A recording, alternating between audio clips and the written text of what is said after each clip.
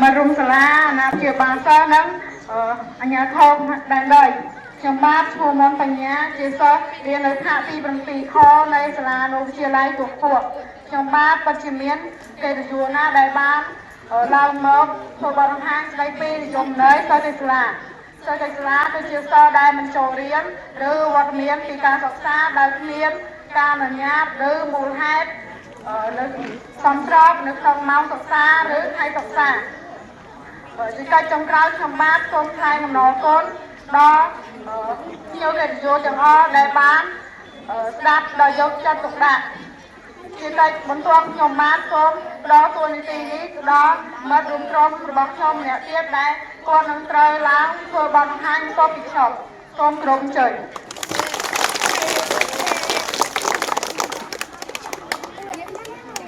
bố trong bát con của rốt tất căn lục rô lục rô dúa anh nhà thâu nâng còn xoan được ói gì tì của rốt nâng xô mà tới của xô kho bó tất căn như là khăn con xô đã ban sạp tới xô chuông ai căn được lấy sọc chia mình to từ tiên món nâng chiên đó ra từ bọn bằng hang trong bát xô này nó luôn thì muốn phần trong bát mua thêm gì đấy thì xô cầm pì khó lấy sả đồ chia lấy chuột củaในนี้ชมลางมาเจอบอลบางครั้งได้ปีมูลหายในการเป็นสลาส้มเนี่ยลูกรู้ในยั่วอันยาเท้านาเทบาเท้าน้ำสุสานในคนในท้อเราเป็นยึดจะตึกดักการเป็นสลาคือมันการล้างเราจะเพี้ยนให้พ่อหนุ่มเตะตามการศึกษาสายเชียวหรือผมไม่ได้เชียร์ไลน์ในการเชียร์เมียนมูลหายจำลองตัวสมท้องตึงบุยกระตาตัวขึ้นกับบอสการวางการลึกจัดนั่งกระแทกการเรียนคือเทียมประหยัดการเรียนเกมตามประกอบออนไลน์นั่งการปราบปรามบันดังสังคมพวกประมาณอุติหอพวกเราเรียนปัจจัยพวกไปเล่นเกมนั่งกันไลน์ใส่การร้องอัดโพลปีมาเทะมันล้ออุติหอการประกวดเรียนไปเล่นการสาระเกิดมังเรียนเทียบไฟคลาสนั่งการปะกระจัดที่cáchบรรทบยมทรงไกลหนุ่มน้องคนเนี่ยถึงออกเลียดาบ้านตาพยมไปดาวมันเข้าดอจอบนั่งโซ่ไปเห็นออกเลียช่วงใต้สกได้ซอกนั่งช่วงใต้ปตบเดียงพูดต่อกาคืออายุวันนะสุขะปันเลี้ยของใบเลี้ยงเสียเหล่าบรรทบตัวเทียบยมทรงประกอบเพียรกันนี้จะเอามัดเทียจะบอกยมมาเลี้ยเทียบใต้หนึ่งล้านมันเกอบอลบางหางมันตัวเป็นยมทรงกระโดดมันจืดจับดาวยมทรงกระโดดดอนลูกโยลูกครูเนี่ยครูอันนี้พอได้องการรวมกลุ่มเด็กเซอร์ซาหรือเซอร์นั่งอันนับที่บ้านเราบอกเซอร์แต่งออกได้เรียกว่าจะมีเนื้อสิ่งนี้ยิ่งยมชาชมัวรันใส่รถที่เซอร์ขณะที่ปรับปีเงาในสลาหนูเชียร์ไล่ตู้พวกล้างหมดเฟื่องบอลบังหางออกปีเซอร์ในสลาได้ชิมูลให้ในสตาสลาเรียนมวยบริษัทสลาเรียนมันแตะเทียนหรือที่สวัสดิการจุดลดเพิ่มมาตรองจำนวนนี้คือจุดได้เตลปริยาการนั่งให้ทาราชนะสปอนรบบอสสลาเรียนได้เหมือนบ้านเรียบซ้ำหมายบ้านเติมเตยหรือเนี่ยนาไม้ได้เปิดซ้อคนตรอนนั่งเหมือนจองบอสสลาเรียนให้สมบูรณ์การจุดลดเพิ่มมาเพื่อที่อาจบังการจิปะยาจ้าไพ่คลาส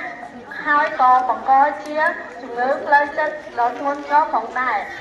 อุติหอเจ็ดได้ในน้องนักเรียนมวยนี่ซ้ำเนี่ยเราเจอบ้านบัดแพะรูนักเปิดบ้านหรือกอเมืองเยี่ยเลรูปสัมปัตหรือกอปลาสุดเลยมันซ้อมรบแต่เปิดไอ้ก้อนเนี่ยเราไพ่คลาสแล้วมันจองม็อกสลาเรียนไปวิธีสร้างโรงเรียนแบบบอกรู้มันเติมสมบูรณ์มากเปิดไอ้ซอฟคนจอดนี่คือชีกตาจำบองมวยเด็กเปิดซอฟบัดมองการประดาวอารมณ์นักเรียนมีเก็บงบงัดเพื่อไอ้ซอฟเลยมีจำลองโจเรียนเลยมีจำลองโจเรียนรู้แต่การโรงเรียนบอกว่าเรียนการใบใจชีกรมดับใบปิจิตาเรียนหรือก่อเล่นแกมออกรบบ่อยสมัยที่แกไปสลาเรียนง่ายเป็ดหรือเรียนมาโชว์ไม้เพื่อดำนานี่คือที่อภิษฎเราทอมมวยได้เรียนเราการศึกษาระบบซะ ជាពិសេសសិស្សនៅតំបន់ជនបទឬតំបន់ដាច់ស្រយាលដែលធ្វើឲ្យពួកគេមួយចំនួនត្រូវសម្រេចចិត្តបោះបង់ការសិក្សា 4. ទំនាក់ទំនងមិនល្អរវាងគ្រូនិងសិស្សគ្រូមួយចំនួនជ្រើសរើសការស្ដីបន្ទោសជាងការលើកទឹកចិត្តវាធ្វើឲ្យសិស្សមានអារម្មណ៍ថាខ្លួនមិនត្រូវបានគេឲ្យតម្លៃហើយនឹងធ្វើឲ្យសិស្សមិនចង់ចូលរៀនពីកិច្ចបញ្ចប់ខ្ញុំសូមគោរពដល់លោកនាយកលោកគ្រូអ្នកគ្រូអង្គការរូបទូរេតសិស្សានុសិស្សនិងអាណាព្យាបាលរបស់សិស្សទាំងអស់ដែលបានយកចិត្តទុកដាក់ស្ដាប់ជាបន្តទៅទៀតខ្ញុំសូមប្រកូនតួនាទីនេះឲ្យមិត្តភក្តិខ្ញុំម្នាក់ទៀតឡើងមកធ្វើបទបង្ហាញបន្ទាប់ពីខ្ញុំសូមគោរពអញ្ជើញ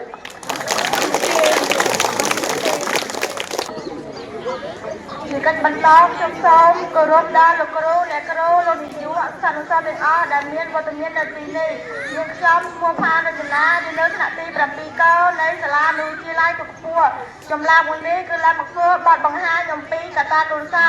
1ភាពក្រីក្រដែលតម្រូវឲ្យសិស្សជួយធ្វើការរកប្រាក់ចំណូលឧទាហរណ៍ម្ដាយឪពុករវល់ដែលឪពុកខ្វះប្រាក់ដើម្បីទិញសម្ភារៈសិក្សាឲ្យកូនសិស្សខ្លះត្រូវធ្វើការមិនដែររៀនមិនដែរ2ការធ្វើចំណាក់ស្រុករបស់ឪពុកម្ដាយដោយទុកកូនឲ្យនៅជាមួយតាយាយ3អំពើហិង្សាក្នុងគ្រួសារឬការមិនចុះសម្រុងគ្នារវាងឪពុកម្ដាយ4ការខ្វះការតាមដាននិងការយកចិត្តទុកដាក់ទៅលើការសិក្សារបស់កូនៗឧទាហរណ៍ម្ដាយឪពុករវល់ធ្វើការងារនៅស្រុកខែដោយមិនមានពេលទំនេរមើលថែតាមដានអវត្តមានរបស់កូនឬការសិក្សារបស់កូននេះគឺជាមូលហេតុមួយដែលធ្វើឲ្យកូនកិច្ចសាលាដោយមិនមានភាពភ័យខ្លាចអំពីឪពុកម្ដាយរបស់ខ្លួនជាកិច្ចបន្ទាប់ខ្ញុំសូមអរគុណដល់លោកគ្រូអ្នកគ្រូអាជ្ញាធរលោកនាយកនិងសិស្សនិស្សិតទាំងអស់ដែលមានវត្តមាននៅទីនេះជាកិច្ចបន្តខ្ញុំសូមផ្ដល់តួនាទីនេះទៅឲ្យមិត្តភក្តិរបស់ខ្ញុំម្នាក់ទៀតគាត់នឹងឡើងមកធ្វើបទបង្ហាញបន្ទាប់ពីខ្ញុំសូមគោរពអញ្ជើញ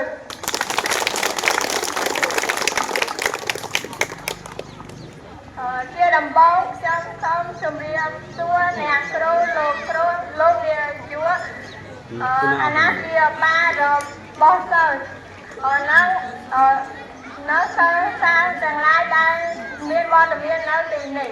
នាងខ្ញុំឈ្មោះវ៉ាន់ម៉ារ៉ាឌីជាសិស្សថ្នាក់ទី7ខអ្នកអនុវិទ្យាល័យទួខ្ពស់ខ្ញុំឡើងមកនេះដើម្បីបកស្រាយពីកត្តាសហគមន៍នៃប្រធានបទសិស្សកិច្ចសាលា1ការសម្បូរទៅដោយកន្លែងកម្សាន្តនិងហាងហ្គេមនៅក្បែរសាលា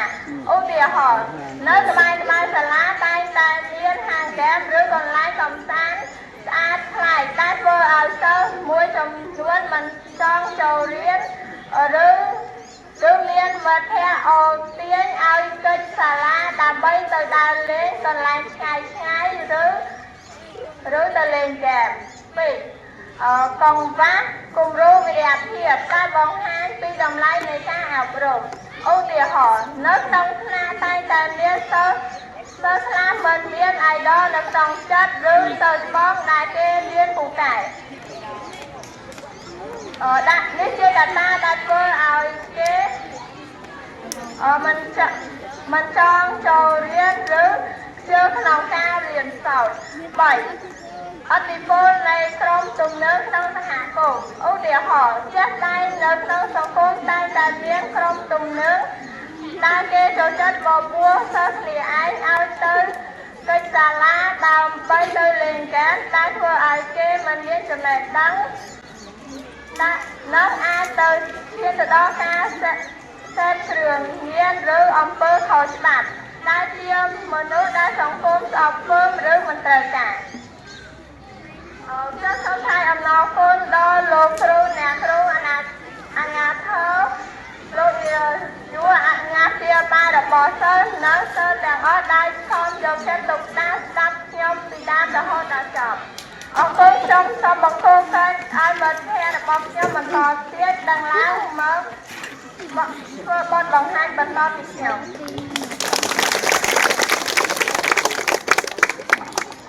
ជាកិច្ចដំបូងខ្ញុំសូមគោរពជំរាបសួរ សិស្សានុសិស្សអាជ្ញាធរដែលលើអាជ្ញាព្យាបាលលោកមេភូមិមេឃុំនិងភ្ញៀវកិត្តិយសទាំងអស់ដែលមានវត្តមាននៅទីនេះនាងខ្ញុំឈ្មោះវ៉ាន់គឹមឡាវមកពីថ្នាក់ទី7កនៃសាលាវិទ្យាល័យទួលខ្ពស់នាងខ្ញុំមកនេះដែរដើម្បីមកធ្វើបទបង្ហាញអំពីផលប៉ះពាល់ចំពោះសាលាផលប៉ះពាល់ចំពោះសាលារៀននិងផលប៉ះពាល់ចំពោះសិស្សផ្ទាល់ខ្លួនមួយផលប៉ះពាល់ចំពោះសិស្សផ្ទាល់ខ្លួនសិស្សដែលកិច្ចសាលាធ្វើឲ្យធ្លាក់ចុះនៅលទ្ធផលសិក្សាសិស្សដែលមិនយល់មេរៀនធ្វើឲ្យប្រឡងធ្លាក់ឬរហូតដល់រៀនព្រោះថ្នាក់ឬបោះបង់ការសិក្សាចោលទាំងស្រុងក្រៅពីនេះពួកគេនឹងធ្លាក់ចុះនៅអំពើអបាយមុខផ្សេងៗដូចជាការសេពគ្រឿងស្រវឹងការសេពគ្រឿងញៀនការលួចឆក់ប្លន់អ្នកដទៃដែលធ្វើឲ្យប៉ះពាល់ដល់អនាគតរបស់ខ្លួនជាដើមពេលផលប៉ះពាល់ចំពោះសាលារៀនវត្តមានរបស់សិស្សទីសាលាធ្វើឲ្យប៉ះពាល់ដល់ស្ថិតិរួមនិងកិច្ចការនុភាពរបស់សាលារៀនហើយគ្រូបង្រៀនត្រូវចំណាយពេលបន្ថែមក្នុងការបញ្យល់សិស្សដែលរៀនយឺតយ៉ាវនៅក្នុងសាលារៀនដែលធ្វើឲ្យរំខានដល់ការវិភាគរបស់សិស្សដទៃទៀតដែលនៅក្នុងសាលារៀនការធ្វើបទបង្ហាញរបស់ខ្ញុំបានមកដល់ទីបញ្ចប់ហើយដូច្នេះហើយដែលខ្ញុំសូមគោរពអរគុណទៅដល់លោកគ្រូអ្នកគ្រូអាជ្ញាធរនិងសិស្សានុសិស្សទាំងអស់គ្នាដែលបានយកចិត្តទុកដាក់ស្ដាប់គឺខ្ញុំសូមប្រកល់តួនាទីនេះបន្តទៅដល់មិត្តភ័ក្តិរបស់ខ្ញុំម្នាក់ដែលគាត់នឹងឡើងមកធ្វើបទបង្ហាញបន្តពីខ្ញុំសូមគោរពអញ្ជើញផ្ទះដៃអបអរសាទរដំបូងខ្ញុំសូមគោរពជំរាបសួរលោកនាយកសាលាអ្នកគ្រូលោកគ្រូក្រុមការអាណាព្យាបាលនិងសិស្សានុសិស្សដែលមានវត្តមាននៅទីនេះនាងខ្ញុំមានឈ្មោះថាហួរវិការៀននៅថ្នាក់ទី7ខែនៃអនុវិទ្យាល័យទួលខ្ពស់នាងខ្ញុំឡើងមកនេះនិយាយអំពីបញ្ហាផលប៉ះពាល់ចំពោះគ្រួសារការកិច្ចសាលារបស់កូនបង្កើតបានជាសភាពផ្លូវចិត្តនិងការខកចិត្តយ៉ាងខ្លាំងសម្រាប់ឪពុកម្ដាយដែលឪពុកម្ដាយតែងតែរំពឹងលើអនាគតដ៏ភ្លឺស្វាងរបស់កូនលើពីនេះធ្វើឲ្យខាតបង់ថវិកាគ្រួសារដែលបានចំណាយលើការទិញសម្ភារៈផ្សេងដោយឥតប្រយោជន៍3ផលប៉ះពាល់ចំពោះសង្គមជាតិនៅពេលដែលអត្រាសិស្សពេញសាលាកាន់តែកើនឡើងដូច្នេះអត្រាសិស្សបោះបង់ចោលការសិក្សាក៏កាន់តែកើនឡើងដូចគ្នាដូច្នេះសង្គមជាតិយើងនឹងបាត់បង់ធនធានមនុស្សសកម្មដែលមានជំនាញនិងបង្កើតបានជាបន្ទុកតាមរយៈការកើនឡើងនៃអត្រាឧក្រិដ្ឋកម្មយុវជននិងការកើនឡើងនៃភាពក្រីក្រនៅក្នុងសហគមន៍នាងខ្ញុំសូមបញ្ចប់ត្រឹមនេះនាងខ្ញុំសូមអញ្ជើញមិត្តភ័ក្តិរបស់ខ្ញុំម្នាក់ទៀតដែលឡើងមកធ្វើបទបង្ហាញបន្តពីខ្ញុំអរគុណចាប់ផ្ដើមខ្ញុំបានសូមគោរពអញ្ជើញដល់លោកគ្រូអ្នកគ្រូលោកនាយកព្យាបាលសិស្សានុសិស្សទាំងអស់ហើយនិងអាជ្ញាធរដែលមានវត្តមាននៅទីនេះខ្ញុំបាទឈ្មោះទឹមសុផារិតរៀននៅថ្នាក់ទី7កនៃសាលាអនុវិទ្យាល័យទួលខ្ពស់ខ្ញុំបាទឡើងមកនេះដើម្បីនិយាយអំពីដំណោះស្រាយបញ្ហាសិស្សកិច្ចសាលាដំណោះស្រាយបញ្ហាសិស្សកិច្ចសាលាមាន4ចំណុចប៉ុន្តែខ្ញុំសូមលើកយកតែមួយចំណុចមកនិយាយគឺដំណោះស្រាយសម័យសិស្សខ្លួនឯងដំណោះស្រាយសម័យសិស្សខ្លួនឯងគឺត្រូវកំណត់គោលដៅឲ្យបានច្បាស់លាស់វិជាកំណត់គោលដៅនៅថ្ងៃអនាគតមានមុខរបរផ្សេងដែលយើងចង់ធ្វើឬមានចំណងចំណូលចិត្តទៅមើលទៅលើរូបមុខរបរអ្វីមួយទៅដឹងពីតម្លៃនៃការសិក្សាដូចជាប្រសិនបើយើងមិនយល់ដឹងថាតម្លៃនៃការសិក្សាវាល្អប៉ុណ្ណាទេយើងប្រកាសជាគិតថាត្រូវចេះជ្រើសរើសមិត្តភ័ក្តិដែលនាំគ្នាឆ្ពោះទៅរកការរៀនសូត្រដូចជាបើយើងចេះជ្រើសរើសមិត្តភ័ក្តិណាដែលល្អមិត្តភ័ក្តិនោះតែងបបួលយើងទៅឆ្លើយគ្រូដាក់ឲ្យឬពិភាក្សាគ្នាអំពីកិច្ចការដែលគ្រូបានដាក់ឲ្យធ្វើ ឬក៏ការងារស្រាវជ្រាវណាមួយដែលពិបាកនឹងស្វែងរកអាចមានការពិភាក្សាគ្នាបានចុងក្រោយខ្ញុំសូមអរគុណដល់លោកគ្រូអ្នកគ្រូលោកនាយកអាជ្ញាធរអាណាព្យាបាលនិងសាខានុសិស្សទាំងអស់ដែលមានវត្តមាននៅទីនេះជាបន្តខ្ញុំសូមផ្ដល់តួនាទីនេះទៅដល់មិត្តភ័ក្តិរបស់ខ្ញុំម្នាក់អ្នកទៀតដែលនឹងឡើងមកធ្វើបទបង្ហាញបន្តពីខ្ញុំសូមគោរពអញ្ជើញជាដំបូងខ្ញុំសូមជម្រាបសួរលោកគ្រូអ្នកគ្រូអាណាព្យាបាលសិស្សនិងសិស្សទាំងអស់ខ្ញុំបាទឈ្មោះមាសសុធីរៀននៅថ្នាក់ទី7ចុះនៃសាលាអនុវិទ្យាល័យទូពួរថ្ងៃនេះខ្ញុំមកនិយាយអំពីវិធានបទសិស្សកិច្ចសាលាតួនាទីអាណាព្យាបាលឪពុកម្ដាយត្រូវផ្ដល់ភាពកក់ក្ដៅនិងការលើកទឹកចិត្តកូនជាប្រចាំដើម្បីកុំឲ្យកូនមានអារម្មណ៍ថាខ្វះភាពកក់ក្ដៅមិនមានការយកចិត្តទុកដាក់ពីឪពុកម្ដាយត្រូវតាមការអនុវត្តមានកូនជាប្រចាំឲ្យទៀងទាត់ជាមួយគ្រូបន្ទប់ថ្នាក់អាណាព្យាបាលត្រូវមានលេខទូរស័ព្ទរបស់គ្រូបន្ទប់ថ្នាក់មួយខ្សែសម្រាប់ទាក់ទងជាមួយគ្រូត្រូវកាត់បន្ថយការប្រើប្រាស់អំពើហិង្សាក្នុងគ្រួសារត្រូវបង្កើតបរិយាកាសសិក្សាដ៏ល្អនៅក្នុងផ្ទះឪពុកម្ដាយមិនត្រូវបង្រៀនកូនដោយប្រើអំពើហិង្សាទេត្រូវបង្រៀនកូនដោយសន្តិវិធីទោះបីមានការមកមាយឹកក្នុងការរកទីយ៉ាងណាក៏ដោយឪពុកម្ដាយត្រូវមានពេលវេលាសន្ទនាជាមួយកូនដើម្បីឲ្យដឹងថាការសិក្សារបស់កូនបានយ៉ាងដូចម្តេចខ្ញុំសូមថ្លែងអំណរគុណទៅដល់លោកគ្រូអ្នកគ្រូអាណាព្យាបាលសិស្សនិងសិស្សទាំងអស់ដែលបានស្ដាប់ការបកស្រាយរបស់ខ្ញុំពីដើមរហូតដល់ចប់ជាកិច្ចបន្ទាប់ខ្ញុំសូមអញ្ជើញមិត្តរួមក្រុមខ្ញុំម្នាក់មកបកស្រាយបន្តលោកគ្រូអ្នកគ្រូអាណាព្យាបាលសិស្សនិងសិស្សានុសិស្សទាំងអស់ខ្ញុំបាទឈ្មោះផេនបញ្ញាមកពីថ្នាក់ទី7ចុះខ្ញុំឡើងមកធ្វើវត្តបង្ហាញអំពីតួនាទីរបស់សាលានិងលោកគ្រូអ្នកគ្រូ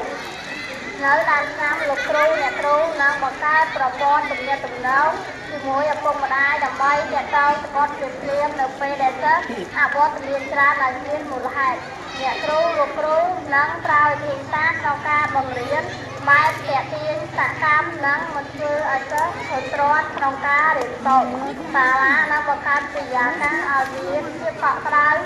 មកគ្មានការគំរាមកំហែងនិងប្រឹក្សាយោបល់ជាមួយនឹងឪពុកម្ដាយរបស់សិស្សតួនាទីរបស់សហគមន៍និងអាជ្ញាធរមូលដ្ឋានអាជ្ញាធរដែលត្រូវរត់បន្តឹងនិងត្រួតពិនិត្យរាល់អាជីវកម្មហាងហ្គេមអនឡាញឬហាងអ៊ីនធឺណិតកន្លែងកម្សាន្តនានាដែលស្ថិតនៅក្បែរសាលារៀនមិនអនុញ្ញាតឲ្យសិស្សចូលលេងនៅបឹងសិក្សាឡើយសហគមន៍ត្រូវចូលរួមឲ្យតម្លៃលើការសិក្សានិងគ្រប់គ្រងសិស្សដែលមកពីគ្រួសារក្រីក្រការបកស្រាយរបស់ខ្ញុំគឺបានបញ្ចប់ត្រឹមនេះខ្ញុំសូមថ្លែងអំណរគុណដែលបានយកចិត្តទុកដាក់តាម